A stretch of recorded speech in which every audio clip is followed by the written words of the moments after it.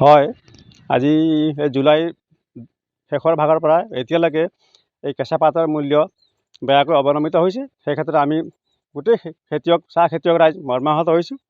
কিয়নো এই বিহালী, ৰাংচালী, বটেমাৰী, দলনি কওঁ বা গোটেই বিহালী কওঁ বা অসমৰ ভিতৰতে আজি প্ৰায় 20 বছৰমান ধৰি পেলাই 20 বছৰ 22 বছৰ আগৰ পৰা চাহ খেতি যিটো আৰম্ভ হৈছিলে, ইয়াত এতিয়া এই চাহৰ ওপৰত নিৰ্ভৰ কৰি আমাৰ নিবনুৱা সমস্যা, অৰ্থনৈতিক সমস্যা, অসমৰ লগতে ভাৰতৰ অৰ্থনৈতিক সমস্যাত আমি কিছু পৰিমাণে হ'লেও অৱদান যোগাইছিলোঁ। কিন্তু এতিয়া যিটো কেঁচা চাহপাতৰ মূল্য অৱনমিত হৈছে, আমি এতিয়া কি কৰোঁ কি নকৰোঁ, আমাৰ ভৱিষ্যতৰ দিনকেইটা কোনফালে কেনেকৈ কৰা হয় যাব আমি নিজে ক'ব নোৱাৰা হৈছোঁ। জুনৰ শেষৰ পৰা এতিয়ালৈকে 10 টকা ডেলিভাৰী, 13 টকা 14 টকা আমি ৰেট পাইছোঁ। কিন্তু অলপ যিটো কোৱালিটি পাই দিওঁ তাৰ অলপমান 17 টকা 18 টকা এনেকৈ দিছে। কিন্তু এনে মোটামুটি যিখিনি নৰ্মেল পাত সেইটো আমি ফেক্টৰী ডেলিভাৰী 13 টকা 14 টকাৰ ভিতৰত পাইছোঁ।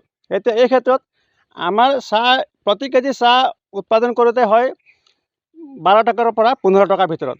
যিবিলাক খেতিয়কে নিজে লাগি ভাগি খেতি কৰে তেওঁলোকে 11-12 টকাত প্ৰডাকশ্যন কৰে। আমি যিখিনি গোটেইখিনি মানুহ লগাই কৰাবিলাকৰ প্ৰায় 15 টকা কষ্টিং আহি যায়। আৰু এই 10 টকা 11 টকা আমি যিটো কেৰিং ট্ৰান্সপৰ্টেশ্যন কষ্টটো বাদ দি পেলাই যিটো ৰেট লওঁ সেইটো নোপোচোৱা হৈছেগৈ। কিয়নো যদি এনেকৈ আৰু দুমাহ যাবলগীয়া হয় খেতিয়ক ৰাইজ নিগমে মৰি যাব। আজি কেইবছৰমান আগতে বিহাৰত আলু খেতি যেনেকৈ ছুইচাইড কৰিব লগা হৈছিলে, তাৰপিছত ইটা ভাটা কেইজনমান আমাৰ বিহালীতে লছ খাই পেলাই ছুইচাইড কৰিবলগীয়া হ'ল। সেই সদৃশ পৰিৱেশ আমাৰ চাহ খেতিয়ক যে নাহিব তাৰ কোনো মানে নাই। আমি এনেকৈ হ'লে আৰু টিকি থাকিব নোৱাৰিম। এই ক্ষেত্ৰত চৰকাৰে হওক বা অসম চৰকাৰে, ভাৰত চৰকাৰে হওক, অলপ দৃষ্টি ৰাখিব লাগিব। কিয়নো এইটো হ'ল বৃহৎ অৰ্থনীতি বা বৃহৎ এইটো মানে গোষ্ঠীৰ কথা। এইটো সৰু সুৰা ব্যৱসায় নহয়, গোটেই বিশ্ব বজাৰৰ লগত সম্পৰ্ক থকা এটা খেতি বা এটা উদ্যোগ। ইয়াত আমি আমাৰ বিহালী বা অসমৰ ফেক্টৰীবিলাকে বা আমি ৰাইজে কিবা কৰি এইটো সোনকালে ইয়াৰ সমাধান উলিয়াব নোৱাৰিম। গতিকে এই ক্ষেত্ৰত চৰকাৰে নিশ্চয় হস্তক্ষেপ কৰি বস্তুটো অলপ কি কৰিলে খেতিয়কো বাচি থাকিব, ফেক্টৰীকেইটা বাচি থাকিব, এইটো মিলাব লাগিব। কিয়নো এটা কথা ক'ব লাগিব যে এতিয়া ফেক্টৰীবিলাকে লাষ্ট ইয়েৰ এইটো সময়ত আমি ডেলিভাৰী দিয়ে 30 টকা পাই আছিলোঁ। এই সময়তে এইখিনি খেতিয়ক, এইখিনি চাহপাত, এইখিনি ফেক্টৰীয়ে যোৱা বছৰ আমাক 30 টকালৈকে দিবলৈ সক্ষম হৈছিলে। এই বছৰ কিয় দিব পৰা নাই? এই বছৰ এইটো সময়ত আমি 13 টকা 14 টকা ডেলিভাৰী পাই আছোঁ। এইটো অলপ আমাৰ বুজিবলৈ অসুবিধা হৈছে আৰু ফটকৈ এইটো বুজিব পৰা বিষয়ো নহয়। গতিকে এইটো টি বোৰ্ডে হওক বা অসম চৰকাৰে হওক ইয়াৰ চাই চিতি ব্যৱস্থাবিলাক ল'ব লাগে, নহ'লে আমাৰ খেতিয়কৰ দিনবিলাক নিশ্চয় বেয়ালৈ গৈ আছে।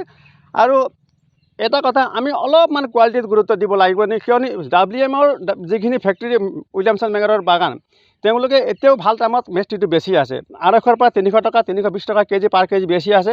তেওঁলোকে অৱশ্যে কোৱালিটি মেইনটেইন কৰে আৰু আমিও সেইফালে যাব লাগিব যে অলপ কোৱালিটি মেইনটেইন কৰিব লাগিব। আৰু কেমিকেলৰ কথাটো WMৰ ক্ষেত্ৰত কি নাহে নেকি? অকল আমাৰ বৰ্ডলি ফেক্টৰীকেইটাৰ ক্ষেত্ৰত কেমিকেলৰ কথাটো আহে নেকি? সেইটোকো বুজিব পৰা নাই যে আমাৰখিনি গোটেই কেমিকেল ওলাইছে বুলি কয় অকশ্যনত, আকৌ WMকেইটাৰ মানে কেমিকেলৰ কথা আমি শুনিবলৈ নাপাওঁ। গতিকে এই গোটেইখিনি বস্তু চালি জাৰি চাই ল'ব লাগিব। ফেক্টৰীকেইটাও বাচিব লাগিব, আমিও বাচিব লাগিব। আমাৰ এই বিহালীত বৰ্তমান 18টামান বৰ্ডলি ফেক্টৰী আছে। তেওঁলোকে কেঁচা পাত লৈ আছে, আমি দি আছোঁ, WMতো যায়। আৰু যদি এই ফেক্টৰীকেইটাও মৰি যায় কালিৰ পৰা আমাৰ অৱস্থা আৰু বেয়া হ'ব। গতিকে ফেক্টৰীকেইটাও টিকিব লাগিব, চাহ খেতিয়কো টিকিব লাগিব। চাহ খেতিয়কবিলাক কমচে কম 20 টকাৰ পৰা তলত ৰেট পাবলৈ নহ'ব। বিহালীত প্ৰত্যেকখন ঘৰতে স্পৰ্শ কৰিছে এই খেতি। আমাৰ বিহালীত এটা মান আছে, সন্মান আছে। আৰু কিমান শতাংশ লোকে এই খেতিৰ ওপৰত নিৰ্ভৰশীল বুলি ভাবে আপুনি? এনে সমগ্ৰ বিহালী চাবলৈ যাওঁতে আমি প্ৰায় 70% লোকে আমি চাহ খেতিত জড়িত। কিন্তু যদি ৰাংচালী বটেমাৰী যাওঁ আমি 99% ৰাংচালী বটেমাৰী দলনি এই এৰিয়াত 99% আমি চাহ খেতিয়ক, এই খেতিৰ লগত জড়িত। আৰু এই খেতি কৰি আমি জীৱন জীৱিকা নিৰ্বাহ কৰি আছোঁ। যদি এই খেতিৰ আমি ব্যৱস্থা কিবা অসুবিধা হৈ যায়, কালি লছ খাই যায়, আমি এতিয়া কি পথ অৱলম্বন কৰিব লাগিব সেইটো সময়ে ক'ব।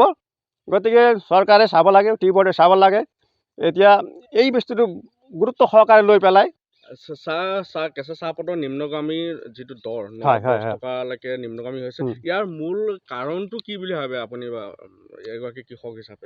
এই ক্ষেত্ৰত আৰু এটা নিউজবিলাক আজিকালি চবেই চাগে জানে, চবেই চাই থাকে যে আমাৰ ভাৰতবৰ্ষত কিমান চাহ উৎপাদন হয়। এইটোতো অকল আমাৰ বিহালী বটেমাৰী ৰাংচালী বুলিয়ে নহয়, এই চাহপাতখিনিয়ে অসমৰ যোগেদি গৈ ভাৰতবৰ্ষৰ চাহত এটা ডাঙৰ পৰিমাণৰ এটা যোগান দি আছে। গতিকে এই ক্ষেত্ৰত যোৱা বছৰ ভাৰত চৰকাৰে যিটো মোৰ এইটো অনুমান দেই, এইটো ডাঠি কৰি ক'ব নোৱাৰোঁ, যিটো পৰিমাণৰ মেট্ৰি বাহিৰৰ দেশৰ পৰা আমদানি কৰিছিলে এই বছৰ তাতকৈ প্ৰায় 20 লাখ কেজি মেট্ৰি বেছি আমদানি কৰিছে। কেনিয়াৰ পৰা যিটো চাহ যোৱা বছৰ 2024 চনত জুন মাহলৈকে যিটো আহিছিলে প্ৰায় 40-45 লাখ কিলো, এই বছৰ সেই চাহৰ পৰিমাণ গৈ 66 লাখ ছামথিং, প্ৰায় 67 লাখমান এইবাৰ আহিছে। গতিকে যোৱা বছৰৰ আৰু এই বছৰৰ তুলনাত জুন মাহলৈকে 20-25 লাখ কেজি ভাৰত চৰকাৰে চাহ বেছিকৈ ক্ৰয় কৰিছে বাহিৰৰ দেশৰ পৰা। আৰু এইটো যদি কমাই দিয়ে তাত আমাক অলপ সকাহ পাম নেকি বুলি আমি ভাবোঁ, কিয় সেইবিলাকৰ দেশৰ পৰা যিটো চাহ আহে সেইটো খুব কম দামত আহে, সেইবিলাকৰ দেশৰ লেবাৰ কষ্ট কম, মেডিচিন খৰচ কম, আৰু সেইকাৰণে আমাৰ অলপ কমিছে নেকি সেইটো এটা সন্দেহ হয়, সন্দেহ নোহোৱা নহয়। আৰু ভাৰতবৰ্ষত ইমান কনজাম ইয়াতে হয়, 150-200 কোটি মানুহে যিমান চাহ খায় প্ৰায় 80% চাহটো ইয়াতে খাই শেষ হৈ যায় আমাৰ, এই বাহিৰত পঠিয়াবলগীয়া নহয়। আৰু এইবছৰ বাহিৰৰ বিক্ৰী আমাৰ অলপ যিটো গুগল চাইছোঁ চাৰ্চ কৰি পেলাই বিক্ৰী অলপ কম, ভাৰত চাহ বাহিৰত অলপ কম গৈছে, সেইটো কাৰণে এটা কাৰণ হ'ব পাৰে খুব সম্ভৱ। বিহালী দেখা পোৱা গৈছে যে কেঁচা পাতৰ চাহপাতৰ তুলনাত যিটো দাম তাৰ তুলনাত কিন্তু ৰাসায়নিক সাৰ বা ঔষধকে ধৰি বিভিন্ন ধৰণৰ খৰচ আছে বা বহুতখিনি মানে ব্যয় হয়, কিন্তু এই খেতিয়ে কিন্তু এই বৰ্তমান লাভান্বিত হোৱা নাই, কি ক'ব? নাই এইটোতো অন্য চাহপাতৰ বাদ কৰি বাকী গোটেইখিনি আকাশ চুই গৈছে ৰেটবিলাক। এতিয়া DAP হওক বা ইউৰিয়া যেনিবা অলপ কম গভৰ্ণমেণ্টে ছাবচিডি দি আছে, কিন্তু যিখিনি বাকীখিনি কেমিকেল আৰু মজুৰিটো 500 টকা 400 টকা দিবই লাগে, কিয়নো তেখেতসকলে চলিব নোৱাৰে যিটো বস্তুৰ দাম। এতিয়া মিঠাতেল গৈ 200 টকা লিটাৰ পাই গ'ল, গতিকে মজুৰিটো দিবই লাগিব। আমাৰ প্ৰডাকশ্যন কষ্ট খুবেই বেছি, গতিকে এতিয়া কি ক'ম আৰু এই ক্ষেত্ৰতো এতিয়া ৰাইজে অসুবিধাতে পৰিব যে খেতিয়কখিনি আমাৰ। ধন্যবাদ। যিকোনো খবৰৰ বাবে যোগাযোগ কৰক 7099017330 লগতে 7099017110 নম্বৰত।